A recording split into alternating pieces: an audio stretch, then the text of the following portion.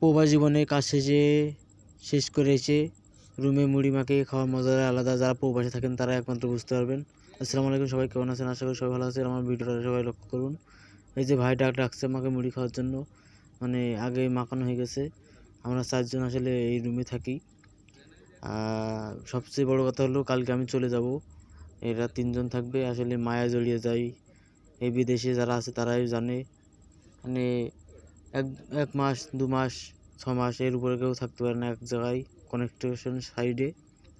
আমরা 4 জন ছিলাম, ওরা 2 জন আলাদা কাজ করে। আর এই যে আমাদের রুম দেখাচ্ছি, প্রবাসী জীবনের রুম দেখতে পাচ্ছেন। এই উপরে একতলা নিচে একতলা, এইভাবে আমাদের দিন কাটে। এই শোয়ার জায়গা। আসলে কালকে চলে যাবো তো এরা, এই জন্য একটু পার্টি দিলাম।